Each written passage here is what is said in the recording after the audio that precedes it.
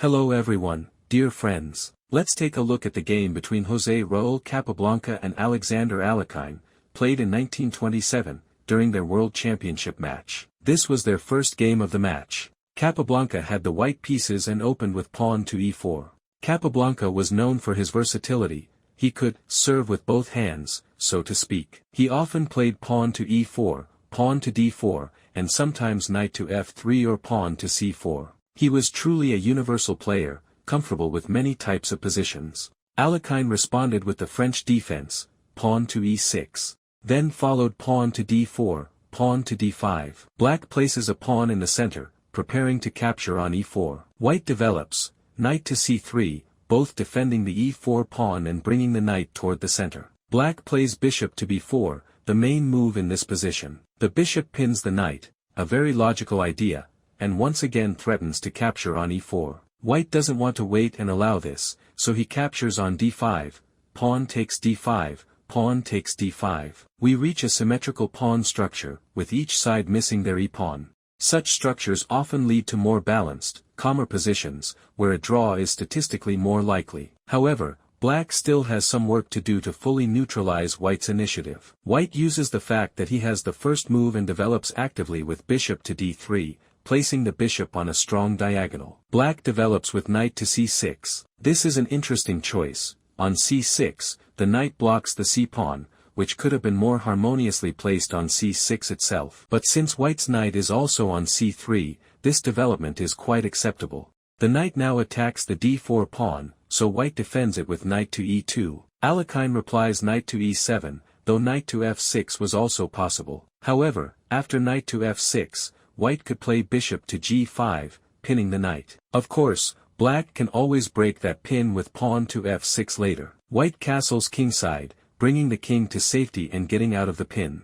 Alekhine plays bishop to f5, developing his bishop actively. Here, of course, the most logical move for Black would have been to castle, but bishop to f5 is also a reasonable choice. Alekhine wants to exchange his bad light-squared bishop for White's good one as soon as possible. Notice how the central pawns are placed. White's pawns are on dark squares, while Black's pawns are on light squares. This means that Black's light-squared bishop is their bad bishop, while White's dark-squared bishop is less effective. White responds with bishop takes f5, exchanging bishops on f5. Knight takes f5 follows, and immediately White seizes the initiative with queen to d3, attacking the knight on f5. White doesn't allow Black a single moment to breathe. Black must defend the knight, so queen to d7 is played, a solid move by Alekhine. Now, the question is what should White do next? One option is rook to e1, creating tactical possibilities with knight jumps and potential discovered attacks on the king. However, Black can simply castle, and White's rook might end up awkwardly placed on the e-file, lined up with Black's bishop. So instead, Capablanca chooses knight to d1, with a simple but strong idea, to play pawn to c3, solidify the pawn structure, and limit the knight on c6, as a pawn on c3 would restrict its mobility. It's a very good, positional move. Black castles, and at this moment, it would have been best for Capablanca to play pawn to c3 immediately, as he initially planned. But he reasons that the bishop on b4 isn't doing much anyway and will eventually retreat to d6 sooner or later. So why waste a tempo chasing it with pawn to c3, when that's where it wants to go? Capablanca plays knight to e3, attacking the knight again. Knight takes e3 follows, and now comes a choice, recapture with the bishop or the pawn. If White recaptures with the pawn, the f-file opens, which could be useful for an attack, but the e-pawn becomes weak, and the bishop is blocked by its own pawn. So, clearly, the better move is bishop takes e3, which is exactly what Capablanca plays. Black continues with rook to e8, a natural developing move. And once again, this was the perfect moment for Capablanca to play pawn to c3, chase the bishop to d6, and secure his structure. There's no need to give Black any counterplay or allow the knight to jump into dangerous squares and target d4. But instead, Capablanca plays knight to f4. The knight develops, of course, that's natural, and in some variations the d5 pawn can become a target. Black plays bishop to d6. Just as I mentioned earlier, the bishop on b4 wasn't really doing anything significant, so it retreats to d6, where it attacks the knight on f4 and also lines up with the h2 pawn through the diagonal. That could become important later. Another idea behind bishop to d6 is that it frees the b4 square for the black knight, which can jump there at any moment. At this point, it still wasn't too late for Capablanca to play pawn to c3 and consolidate his position, mainly to prevent the knight from ever jumping to b4.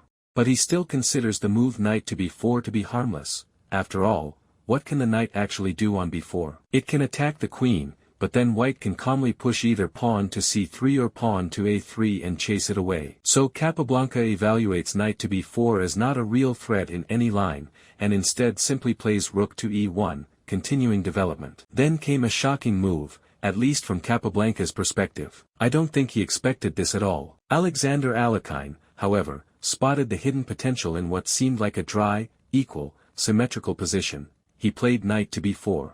The question is, what is this knight doing on b4? Sure, it attacks the queen, but then what? A grandmaster wouldn't just make a random knight move to the side for the sake of attacking the queen. And indeed, it turns out knight to b4 is quite a strong move. The next question is, where should white retreat with the queen? Capablanca still had one last solid option, queen to d2, calmly stepping back. White's idea is simple, follow up with pawn to c3, and kick the knight out permanently. But the key idea for black is the strong reply queen to f5.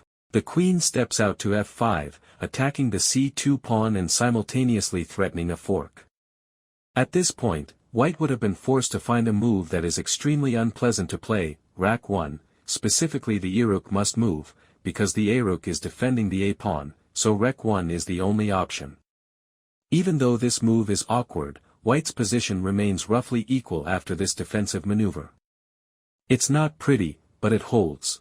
But the problem was that Capablanca didn't play queen to d2, instead, he optimistically chose queen to b3. His idea was probably to play pawn to a3, force the knight to move away, and then punish Alekhine for what looked like a clumsy knight maneuver, eventually capturing the pawn on d5. However, Alekhine responded with the strong move queen to f5, as I showed earlier. The pawn on c2 is attacked, and there's a threat of knight takes c2, forking both rooks. I think José Raúl was genuinely surprised by this, as if Alekhine was playing against a club player, just going for a simple fork tactic. It almost looked disrespectful, but it was actually very precise. Capablanca defended with rook to c1, from the a-file, covering the pawn on c2. And then came another stunning tactical blow from Alekhine. I suggest you pause the video for a moment and think, what would you play as black here? Alekhine found knight takes c2, sacrificing the knight on c2. What's going on? Let's see. Capablanca played rook takes c2, and now Alekhine's idea is revealed, queen takes f4, a queen sacrifice. Of course, the queen cannot be captured, because mate on e1 would follow immediately. After queen takes f4, black has simply won a pawn through this brilliant maneuver. Knight takes c2 wins a pawn indirectly, white wins material, but black also wins the knight, and the net result is an extra pawn for black. This is the kind of over-the-board magic Alekhine was capable of at the time. And now, by the way, there's also a threat of queen takes h2, so white needs to defend. Capablanca played pawn to g3, and we enter the next stage of the game, where Capablanca has to suffer a pawn down and Alekhine tries to convert his advantage. Black retreats the queen to f5, which is actually a very important square. The queen attacks the rook, and white doesn't have time to take the pawn on b7, because the rook would be lost. Capablanca played rook to e2, from the c-file, and now the pawn on b7 really is hanging, so Alekhine calmly defends it with pawn to b6. Capablanca responded with queen to b5, eyeing the black position and keeping pressure on d5. Alekhine didn't see any immediate danger here, so he switched to active play with pawn to h5. His plan is to push pawn to h4 and undermine white's kingside structure. Of course, allowing pawn to h4 would be dangerous, so Capablanca stopped it with pawn to h4 himself. Then Alekhine played rook to e4, a very strong move, increasing pressure and central activity. What is the real idea behind the rook to e4 move? In fact, it's a trap. If white plays carelessly, they can get mated very quickly. Let me demonstrate the threat black is setting up. Suppose white plays a quiet move like pawn to a3. Now black threatens rook takes h4, and if white responds pawn takes h4, then comes queen to g4 check. Notice how the rooks on e1 and e2 actually act like a wall, blocking the white king's escape to the kingside. After queen to g4 check, the white king is simply mated. If the king goes to h1, then queen to h3 check follows and leads to mate. If the king tries f1, then it's check, king to g1, check again, and mate shortly after. So after rook to e4, the threat of rook takes h4 must be taken seriously. Capablanca noticed the danger and played bishop to d2, retreating the bishop. At first glance, this might seem like a passive move. What does it actually change? The key is that after bishop to d2, rook takes h4 no longer works. Let's see why. If black sacrifices with rook takes h4, notice that the bishop has vacated e3, opening the e-file for the rooks. Now white has rook takes e8 check, black responds rook takes e8, then rook takes e8 check, king to h7, and finally pawn takes h4. And now, unlike in the previous variation, there are no rooks on e1 or e2, so queen to g4 check doesn't lead to mate anymore. White simply steps out with king to f1, and if queen to h3 follows, the king calmly escapes to e1, and the attack is over. White is completely winning in this line. So after bishop to d2, the rook takes h4 sacrifice no longer works, and Alekhine sees this. He instead plays rook takes d4, exploiting the fact that by moving the bishop to d2, Capablanca left the pawn on d4 undefended.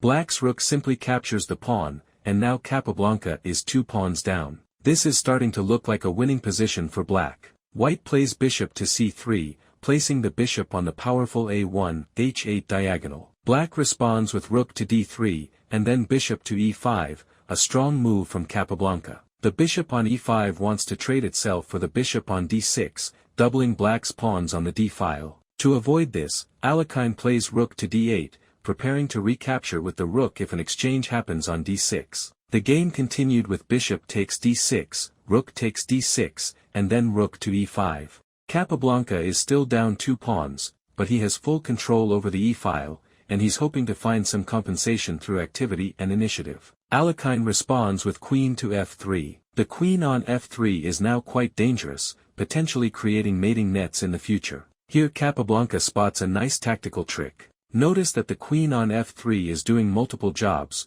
It's defending the rook on d3, which is under attack from the white queen. At the same time, it's defending the h5 pawn, which is attacked by the white rook. This means the queen is overloaded, and Capablanca takes advantage of it by playing the strong move rook to h5. White regains a pawn, previously down by 2, he's now only 1 pawn behind. White plays rook to e8 check, Capablanca steps king to h7, and then Capablanca captures on d3 with check, queen takes d3 check, winning the rook. Alekhine replies with queen to g6, offering a queen trade. If queens were exchanged, black would keep his extra pawn, and the passed d-pawn would be extremely strong, essentially a decisive endgame advantage. If white made the mistake of trading queens, after king takes g6, the d-pawn would be unstoppable, leading to an easy win for black. Naturally, Capablanca declines the queen trade and correctly plays queen to d1, keeping as many pieces on the board as possible.